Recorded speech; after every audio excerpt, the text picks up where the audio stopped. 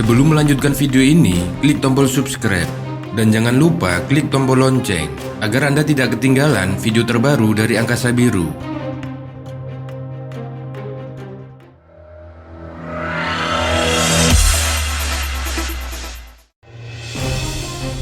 Sebuah kapal diduga hilang di segitiga Bermuda. Tiba-tiba muncul kembali secara misterius 90 tahun kemudian. Banyak yang meragukan keaslian berita ini. Kapal tersebut muncul kembali tanpa membawa satu awak kapal pun. Meski terdengar seperti kisah misteri, namun kejadian itu kabarnya benar-benar terjadi. Seperti yang diketahui, setiap kapal atau pesawat terbang yang melintasi segitiga Bermuda akan berakhir dengan misteri.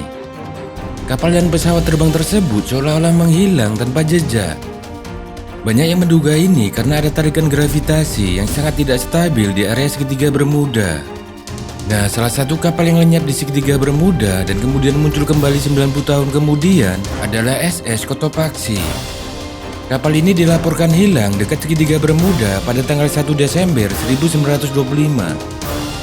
Diyakini kapal Cotopaxi hilang karena tertelan wormhole atau lubang tanpa dasar yang dipercaya ada di segitiga Bermuda. Cotopaxi ditemukan oleh penjaga pantai Kuba saat mereka melihatnya pertama kali pada 16 Desember 2015 lalu. Kapal itu tiba-tiba muncul di dekat zona militer. Setelah gagal melakukan kontak dengan Cotopaxi, penjaga pantai Kuba yakin kapal itu sudah tidak berawak alias menjadi kapal hantu. Mereka kemudian mengirim 3 kapal patroli untuk memeriksa lebih lanjut. Setelah menggeledah Cotopaxi, penjaga pantai Kuba menemukan buku harian kapten kapal. Dari buku harian itulah terungkap bahwa kapal itu memang terkait dengan pemilik SS Cotopaxi. Seorang ahli bernama Rodolfo Salvador Cruz yakin dengan buku harian itu memang asli. Dan dia berharap buku kapten kapal itu bisa membantu mengungkap kejadian misteri ini.